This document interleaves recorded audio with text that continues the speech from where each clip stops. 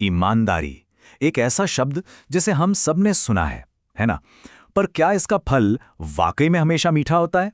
चलिए, आज इसी सवाल की तह तक जाते हैं एक बहुत ही दिलचस्प कहानी के जरिए। तो इस कहानी का हीरो है भूषण, एक ऐसा इंसान जिसका इम्तिहान तब शुरू होता है जब सच कहें तो उसके पास खोने के लिए कुछ भी नहीं था। कहानी की शुरुआत होती है एक गांव से, एक ऐसा गांव जहां अकाल ने सब कुछ तबाह कर दिया है। और यहीं से भूषण, हमारा हीरो, काम की तलाश में कहीं और जाने के लिए मजबूर हो जाता है। सोचिए जरा, फसलें सब खत्म, पानी का नामो निशान नहीं। ऐसे में बेचारा भूषण पहुंचता है विजयपुर गांव। जेब खाली, पेट खाली, बस उम्मीद बाकी थी। और विजयपुर में उसकी मुलाकात होती है जगत सेठ से, जो गांव के सबसे बड़े और अमीर किसान थे। अब भूषण के पास देने के लिए क्या था? कुछ नहीं, सिवाय एक वादे के कि वो पूरी मेहनत और ईमानदारी से काम करेगा। तो जगत सेठ ने उसे काम तो दिया, लेकिन कोई आसान काम नहीं। सोचिए, पूरे 100 जानवर, 50 गायें, 50 भैंसें, इन सबको अकेले संभालना था। ये सच में एक पहाड़ जैसा काम था। और इस बड़ी मेहनत के बदले उसे क्या मिला?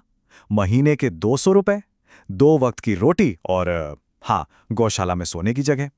उस वक्त भूषण के लिए यह किसी वरदान से कम नहीं था। सच में भूषण ने सिर्फ हाँ नहीं कहा, उसने उस काम को जैसे अपनी पूजा बना लिया। उसकी लगन, उसकी साफ सफाई।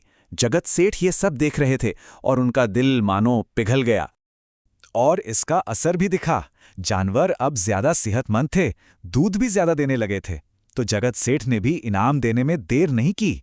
तनख्वाह सीधी डबल, 200 से पूरे 400 रुपए। तो साल बीतते गए। भूषण की मेहनत रंग ला रही थी, उसकी बचत भी बढ़ रही थी। लेकिन कहते हैं ना, पैसा अपने साथ एक नया डर भी लेकर आता है। अब भूषण के पास अपना एक छोटा सा घर भी था, लेकिन एक चिंता उसे दिन रात खाए जा रही थी। वो जो पैसे घर पे रखे थे, उनका क्या? दिन भर तो वो काम पर रहता था। तो परेशान होकर वो अपनी ये उलझन लेकर पहुंचा जगत सेठ के पास। सेठ ने भी गांव में चल रही बातों के हिसाब से एक सलाह दे दी। कहा कि देखो, इस जमाने में तो बस एक ही जगह है जहां पैसा सुरक्षित रह सकता है, और वो है जमींदार का घर। उस जमींदार की ईमानदारी के तो दूर दूर तक चर्चे थे। अब मालिक पर तो भरोसा था ही। तो बस भूषण ने अपनी जिंदगी भर की जमा पूंजी उठाई और पहुंच गया उस आदमी के पास, ये सोचकर कि वो उसके पैसों की हिफाजत करेगा। और उसने जमींदार के हाथ में एक थैली रख दी। उस थैली में क्या था? उसकी सालों के खून पसीने की कमाई, पूरे 5,800 रुपए। ये सिर्फ रुपए नहीं थे, ये तो उसके आने वाले कल के सपने थे। खैर, 2 साल और बीत गए। भूषण अब अपनी जमीन लेकर खुद की खेती शुरू करना चाहता था। तो बस इसी उम्मीद के साथ वो अपने पैसे वापस लेने जमींदार के पास पहुंचा। लेकिन वहां जो हुआ, उसकी भूषण ने कल्पना भी नहीं की थी। जमींदार ने उसे देखकर साफ कह दिया, कौन हो तुम? मैंने तो तुम्हें पहचाना ही नहीं। सोचिए, वो ऐसे बर्ताव कर रहा था जैसे भूषण को जिंदगी में पहली बार देख रहा हो। भूषण गिड़गिड़ाया, उसने बहुत मिन्नतें की, पर जमींदार ने बड़ी बेरुखी से कहा, कोई कागज है तुम्हारे पास?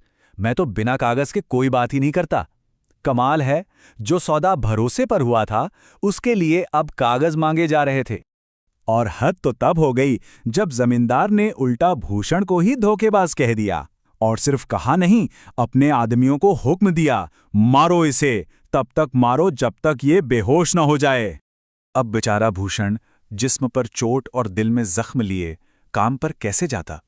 जब वो कई दिन नहीं आया तो जगत सेठ को चिंता हुई और वो खुद उससे मिलने पहुंचे। पूरी बात सुनकर जगत सेठ को बहुत अफसोस हुआ।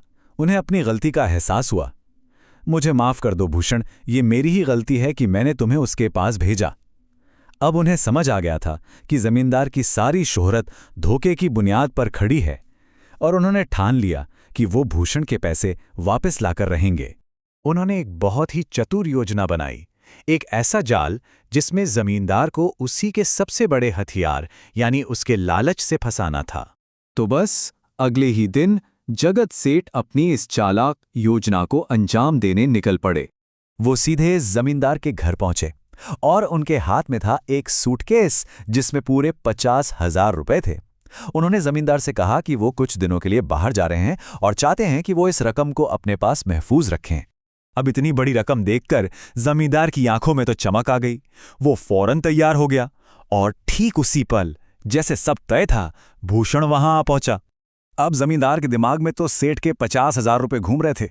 सेठ का भरोसा जीतने के लिए उसने फौरन नाटक शुरू कर दिया। उसने भूषण को पहचान लिया और झट से उसके 5,800 रुपए निकालकर उसे लौटा दिए।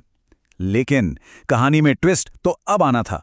जैसे ही भूषण के हाथ में पैसे आए, सेठ का नौकर दौड़ता हुआ आया और बोला कि यात्रा कैंसिल हो गई है। सेठ ने अपना सूटकेस उठाया और वहां से चलते बने, और वो लालची जमींदार बस देखता ही रह गया। तो इस तरह आखिरकार भूषण की ईमानदारी जीत गई। ये कहानी एक बहुत बड़ी बात सिखाती है कि जो इंसान मेहनत और ईमानदारी से कमाता है, ऊपर वाला उसका साथ कभी नहीं छोड़ता। रास्ता मुश्किल हो सकता है, बहुत मुश्किल, पर अंत में फल जरूर मिलता है। अब सवाल ये उठता है कि आज के दौर में क्या ऐसा भरोसा और ऐसी समझदारी मुमकिन है?